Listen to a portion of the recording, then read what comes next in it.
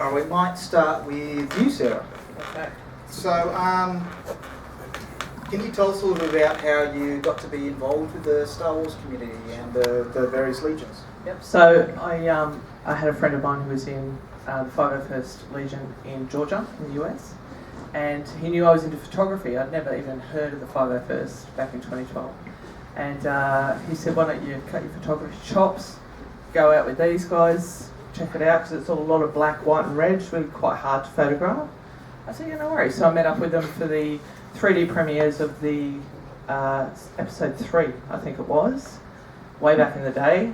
Saw what they did, wanted to be a part of it straight away. And yeah, so my first costume was a costume called Darth Nihilus, which is from the Knights of the Old Republic. And it's quite scary, affectionately known as Skullface. And yeah, I love that, but I've since retired that costume and it's gone to another member. So I'm glad to see it stayed in the Garrison, which is good. And what other costumes do you have? So I have Captain Phasma from The Force Awakens. There she is. And yeah, it's a very flattering photo. And it's actually quite a lot of work putting that together, but as per normal, I've tons of help from my Garrison and squad members. It really is a collaboration. I also do Kylo Ren, so I've got the big three, sort of. It's hard to know which one to wear sometimes, but especially with the movies, and I don't think Phasma will get a run for The Rise of Skywalker, but you know, she's still loved. A little bit disappointed in the character. She could have been a lot more powerful and aggressive, but that's just me.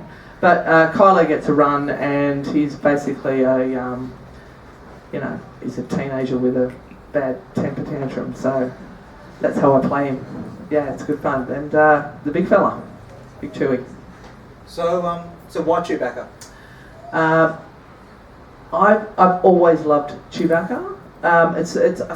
It's probably the height thing. I really like the big characters, like the Skeksis from Neverending Story and Dark Crystal and all that sort of stuff. So the big, sort of lumbering, quietish, aggressive characters. So Chewie was absolutely top of my list. And fortunate enough, the timing was perfect that I met with George, and things got underway quite quickly to get that character off the ground.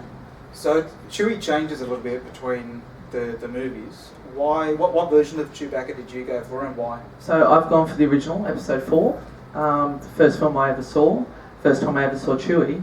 And yeah, I mean, you can clearly see Peter Mayhew, the actor's eyes, through that costume. It's all about the face for me, and his expression when he looks at Han and all that sort of stuff. I just thought, yeah, that's really resonating. So that's quietly terrifying. Yeah, that's a nude Chewbacca right there. Yeah, so the process was fun, but yeah, I love that character so much. I just love it. So how long did it take you to build that costume? Okay, so Christmas Eve 2013, I had a friend of mine who is a seamstress make up the top and the pants from white mesh. Now it's actually called marine mesh. It's aquatic mesh, so they use it for abalone diving and all that. So it can't break, it won't rip. And latch hooking hair into that, 6 months of latch hooking hair into that costume in the middle of summer, which is really the smartest idea. But at a point it was like having a St. Bernard sit on my lap. It was just so hot. The hair is a brand called Canicolon, which is used for a lot of braiding, so it's quite tactile and it's like human hair, so it's very warm. But yeah, so that happened Christmas Eve 2013, and I was trooping on debut at Supernova in 2014 June. Yeah, and literally the night before Supernova, we were working on the mask, so that was exciting. So a photo just went up there of the stilts. Yeah. How challenging was that to get used to walking on? Well, we're on stilts version 3, I think, at the moment. So I started with the original plaster stilts, which were the very thin base, the metal part, and you sort of just flip it around here, but very, very unstable. And when you're up that high, which is about 7'5", you cannot see sort of straight down below you. So there was risk of real physical harm to children. If I went over, I was going to kill everyone in my path. So they were just very, very unstable. So then I've got these other stills called high steppers. Like when you were a kid and you used to get the buckets and you used to stand on them with that. It's that sort of ratio. So it's a lot more, but it's more comforting mentally as well to have that spacing. And then with the help of George again, we modified them to include like a caliper setup. So I'm almost locked in to them now, and yeah, it's really comfortable walking, much more stable. Yeah, peace of mind. So you mentioned George, who's helped you a lot with his costume. So George, you've been a prop maker for some time now. What led you into that industry? Well, back in '77 when Star Wars came to Australia, what happened was I was asked to, I don't know if you remember Hoyt's Entertainment Centre in Sydney. Do you know? Okay. Under the stairs, the main stairs there, you had to actually do whatever movie was there. They would promote it with props and posters and all that sort of stuff. So I got to actually build all the original like little X-Wings and Millennium Falcons and all that sort of stuff. So I've been doing that for a lot of the Star Wars films on top of that. I also did the Indiana Jones stuff, which was at the Paramount Theatre that used to be between Hoyt's and Village cinemas in the city. And, you know, I got involved in, you know, props and models of those sorts of, you know, things. And one thing led to another, and next thing you know, I pretty much tripped into the movie industry, which took off. I would never thought in my wildest dreams I'd be doing something like this, but I'm pretty happy that I have. So one of your creations is obviously R2-D2. So Yeah. Tell us why you chose R2, and again, just like Chewbacca, there's quite a few variations of R2-D2. Yeah. So tell us a little bit about that version of R2 and why you made that one. Well, it's really funny because Sarah did mention exactly the same thing when I saw R2, the very first characters for the first time, when Star Wars came out after the big ship came over the top. I just was so dumbstruck by R2 and 3PO, and I thought to myself, one day I'm going to have these guys. One day I'm going to have them. They're the most interesting thing I've ever seen. Besides everything else that came through in Star Wars, and I said, I want that, I want that, I want that, I want that, that, and that. But because it's the very first image, I just thought, you know what, I want to be faithful to the memory. And I went out and set out and did this little guy here, and he's been around for quite a long time. And he hasn't failed me in attracting crowds and raising money for all the right charities, and I think he'll be going on forever as far as I'm concerned. So in the movies we see R2-D2 with lots of gadgets that can pop out, and we can talk to the computers and zap Ewoks and all sorts of things. So tell us a little about the movie versions of R2. Okay, well, there's no one specific R2, so I don't mean to burst anyone's bubble, but there's probably about between 10 and 30 variations of R2s in films across the years. Some of them are incomplete. So when you see, for example, the scene where Yoda is got the little flashlight on Dagobah, that particular R2 had no backing behind him. So there's this guy with this long claw doing this and actually fighting with him. So that was one version of R2. Another one is where Kenny Baker is actually inside him. And down below in the feet area on the left and right legs, you can actually see the corrugated tubes, which clearly stand out when they're in front of the sandcrawler. And R2's going, oh, what about me? You know, I want you to pick me. I don't want you to pick the red guy. You can actually see Kenny Baker actually moving. That's another version of R2. There are just a lot of variations, like little pie panels that pop up, you know, all sorts of things that happen. I mean, they're all purposely built for it. Pretty much like BB-8. I mean, and BB-8 was actually a puppet in the movie.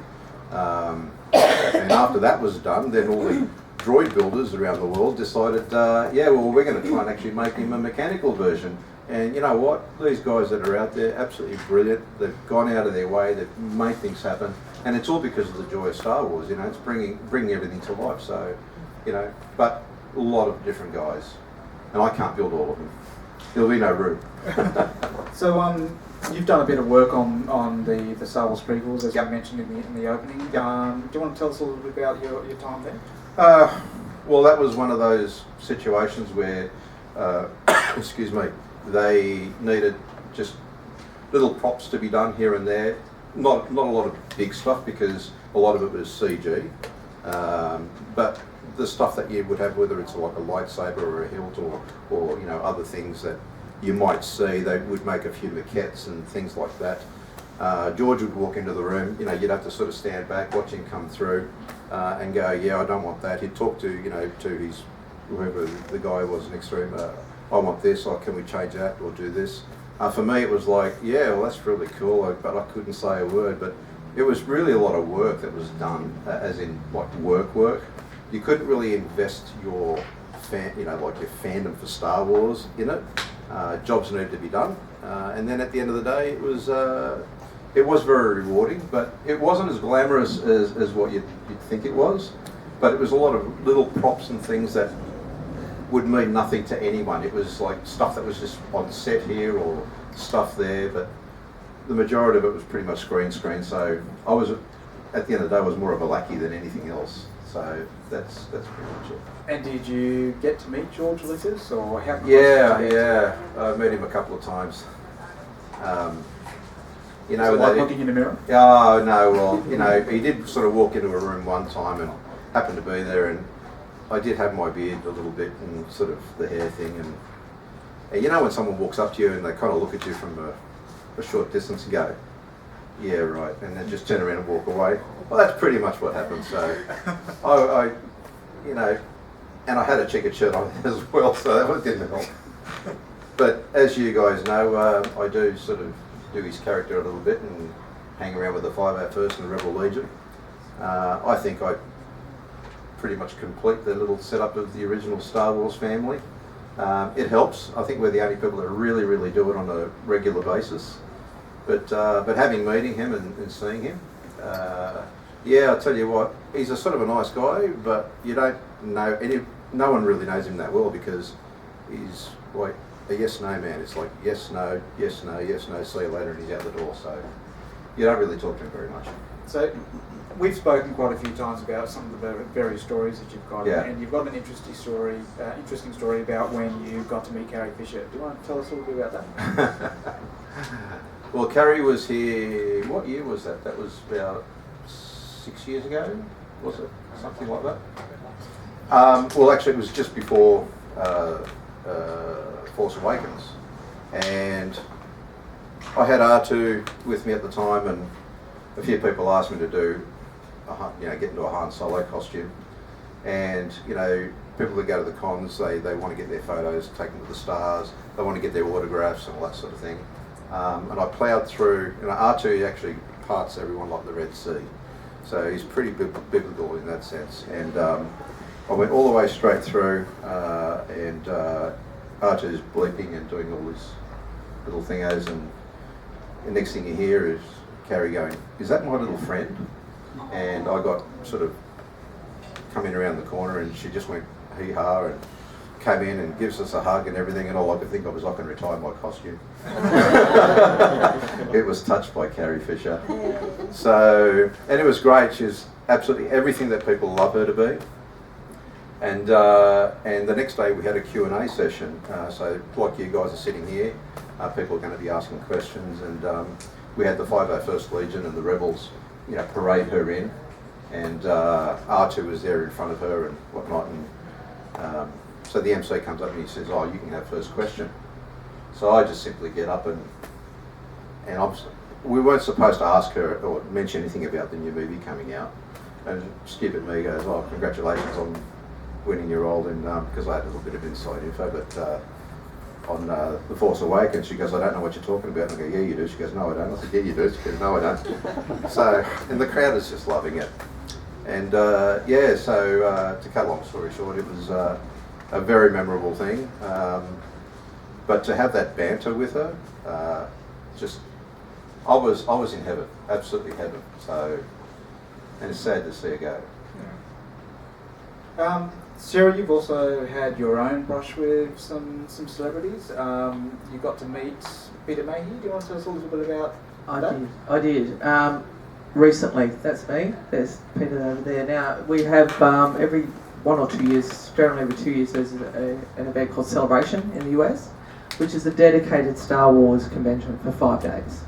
And I was fortunate enough to be able to attend in April of this year. And Peter is always there. He has always been there. And I'm so glad I went. Because, I mean, I met the man, I said hello to him, he smiled for everyone, but as you can see here how frail he is. He is actually around 7'7", but he just can't stand it anymore. And that was quite confronting when I saw him for the first time. I thought, he's an enormous man. His hands are just they are dinner plates. They're absolutely massive. But he was smiling for everyone. He could barely lift his head. His autograph was almost like a straight line. And 2 weeks after the event, he passed away. So I was extremely fortunate to have met him. Talk about timing, I tell you. But I've been very lucky in this genre that we're in, and this fan club that we're in, to meet some amazing people. So with Chewbacca and your other Star Wars costumes, you've got to go to quite a few amazing events. Do you want to tell us about some of your favourite ones? Oh, jeepers, there's so many. There's a couple of little ones that I really like. The Rose Hill Children's Christmas Party, I really like that. There's about 1.5 million children there just running around off their heads on sugar, but they just stop in their tracks, and to them, I'm absolutely Chewbacca. There is no doubt about it. And that was a fun event. That was at the airport. But there's smaller community events that I really love. We did Star Wars Identities at the Powerhouse recently, which was 7 or 9 months, and we could just turn up and attend whenever we wanted to. That was amazing. It's really connecting with the kids, and I have the advantage of being so tall at a convention that I can see the entire floor. And there was one girl at Supernova 1,000 years ago now, it seems, in a Leia costume, and she was way over the other side of the convention hall. I'm waving at her, and she's almost doing these ones like me. I said, yeah, you. And this beeline starts coming through there, and just is grabbing Dad by the arm saying, Chewie, let's go. And she got to within about 10 foot of me and just stopped. And it was like the realisation, oh, you're really big. You're really, really big. So I've usually got someone next to me who can tell me if there's somebody at my feet, there's a little person right near your foot, because I will turn and they'll go flying. So I always have just someone with me. But yeah, events like that was Westmead Children's Hospital last week. That was amazing. The radiothon that we did at Westmead Kids. That sort of stuff really connects with me. So the smaller troops, but also the big conventions are amazing. Yeah, good fun. It's Ramwick Ronald McDonald House. Yeah, so yeah, good fun. Likewise, George, Artu's taken you to a few events as well. Do you want to tell us about some of your favourites? Excuse me. Well, like with Sarah, we do a lot of official events when Lucasfilm and Disney get together. Charity events, children's hospitals. Actually, that was a Comic-Con in Melbourne, so they're part of the Rebels that are down in Victoria. That's me, my famous checkered shirt. Once again, that was actually at the premiere of The Last Jedi. One stormtrooper saying, I don't know if that is really the droid we were looking for, but that's another story. Recently, that's at the Opera House. R2 actually sent off the orchestra that night. So that was really cool. But look, generally speaking, I get a real buzz out of helping people, especially the kids. Any charities that really need a lot of help. My favourites really are hanging out with Seth. Because when Chewie and R2 get together, it's like the party's on, and they're just inseparable. And the banter that people have around these characters, it's just absolutely amazing. But the other thing which I do really get a kick out of is we've got a few new costumes that have come in as well. So not just like having Chewbacca, but we've now got a gentleman in our group which has built a Tauntaun. Yeah. The most amazing thing, ingeniously done. Yeah, Tauntaun, right? He only gets to ride it though, nobody else. So, but yeah, I just love seeing all the new costumes come through in the cons and that sort of thing. So, how do you find people respond to R2? I know when I see him, he just fills me with joy. I feel like a little kid every single time I see him. How do you find adults and children respond to him? well, the only thing I could say to that is in my own home, him and 3PO, who an item, as you've been to my place, they sit in one particular corner every day, and I kid you not, every day I walk past them to go to the kitchen, and they're there, and I look at them, I actually have to stop for about 60 seconds and just look at them and go, yeah, that makes my day, and then I just go forward. So I think it's probably the same effect. I think people just go, I can't believe he's actually real, I can't believe Chewbacca's real, I can't believe the Stormtroopers are real. You know, these people are now in our grasp, we can actually physically interact with them, and that's a huge thing. And especially doing these things like whether it's charities or, you know, symphonics and whatnot, or children's hospitals, the fact that people can actually approach us and interact with us is the biggest plus. So yeah, I think they really respond well. So Star Wars is one of many of the passions that you have, and you build a lot of props. What sort of work in progress items do you have at the moment? Well, Star Wars is not the only thing that I do. I mean, I do a lot of Indiana Jones stuff as well, so heaven forbid that George Lucas hasn't influenced my life. So I'm building the Ark of the Covenant right now. It's a 1-to-1 scale. I'm hoping to have that finished by maybe June next year. It's been a personal project of mine that I've always wanted to build. So like 3PO being gold and the whole bit. Oh, there it is there. So it's going to be a cushion box? Oh no, you open that and all your problems go away. So that's been in the making for a long time. Finally, as I'm slowing down, fortunately, a little bit, I've been able to progress with it. So the details and everything that are pretty much 100% spot on. So for me, once again, it's a personal thing. I love doing it. When it's finished, I probably most likely 1,000,000% maybe bring it out and let the public enjoy it and actually have some photos and things with it. But as you know, Indiana Jones is going to be released in the next few years. So hopefully a good one. Yeah. The fourth Indiana Jones. Yeah, well, let's just not go there.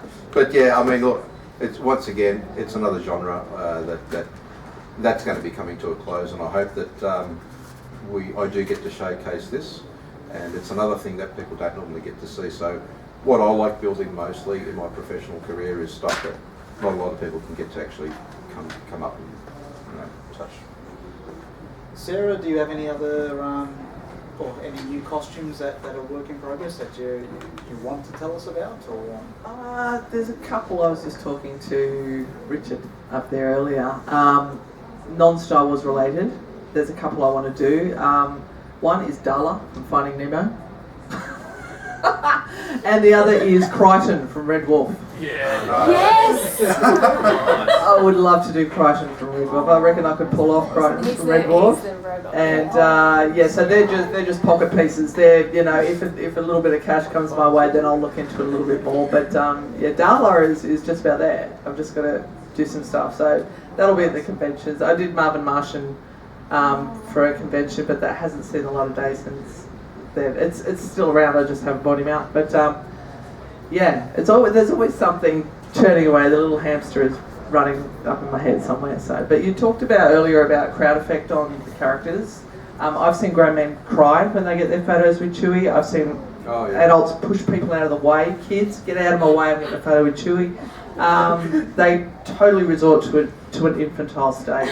It's like, oh my god, there's Chewbacca. It's like this massive, like the size of James, just weeping like children. They're so excited. It's awesome. You're lucky Chewbacca's not a rescue. What we might do, if anyone's got any questions, might just open up to the floor. Anyone got any questions? Put your hand up. How hot is that costume? Oh, yes. And how long can you wear it before you before I've had enough. That's okay. So the question was how hot do I get Chewy and how long do I wear it for? Pretty hot.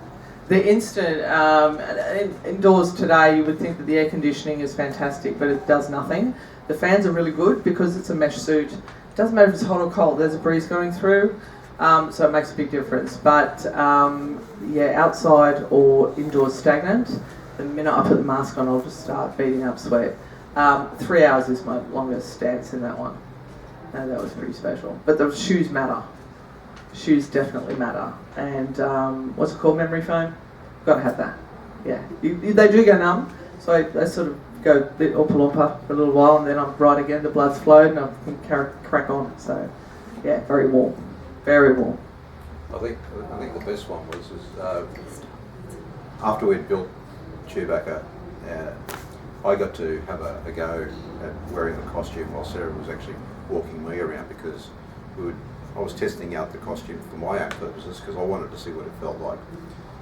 And everyone was going, because they knew it was Sarah in the costume, they were going, oh, hang on a second, what's she doing down there? Who's in the bloody costume? So, and even in that when I was walking around, I turned around and I said to her, how can you bloody wear this damn thing? It's so hot in here. So, in answer to your question, it's like, it's really hot and you get soaked really quickly. So, she's a legend for being able to do it. Yeah, right.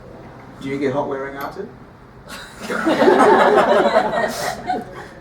That's a bit inappropriate. No, not at all. I just knock his block off every time he does something wrong. But no, he's really cool. I mean, if Kenny, you know what? I might even do another R2 and have a Kenny Baker head coming out of it. There is a guy I know in the States who's done it, so that's pretty cool. That's not creepy at all. No. Any other questions at all? Does R2 project Leia's message? Maybe. I don't want to start tearing up every time I do something like that, but I can actually do that where you can project it on the wall, but holograms don't really exist at the moment. I'm working on it. I'm getting close. The technology's almost there. I'm just lying to you right now. How long did it take for R2 to actually get assembled to get to this point? Well, he's completely scratch built, this one here. With the R2 builders that are out there, there are plans. Once all the bits and pieces are cut, I think average now people can, if they find the time, if you're doing it full time, maybe 4 or 5 months-ish. The fastest I've built one on a professional level is 3 weeks. But that's because I had everything going. I knew it was full time, 8 hours a day, non-stop, and that's that. But it's like anything, I mean, but because this guy is literally, everything's hand cut in him. This guy here would have taken me 6 or 7 months. But then he's built a lot stronger than what the club's built. So it's a different kettle of fish. But this guy here, he's he would have been close to a year. The dome itself is spun metal. Now there's guys that are overseas who are good friends of mine. They actually use an aqua sort of system where it compresses the dome and onto a plug. In virtually instantaneous, so you can get it pretty much straight away. But this one here, this dome here, would have taken probably about two days of spinning and laser cut. The older domes, you just have to hand cut them by yourself, just ever so slowly, and it would take you like forever. So, but full time, yeah, it's probably realistically probably about 8 months, I would say. Yeah. Any other questions? Go on, Richard, I know you want it. All right, everybody. Well, thank you to George, and thank you for Sarah for putting up with my bombardment of questions.